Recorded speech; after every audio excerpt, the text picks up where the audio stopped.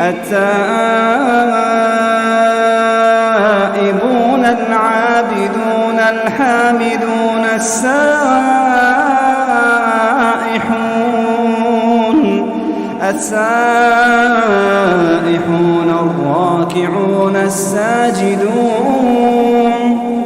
الراكعون الساجدون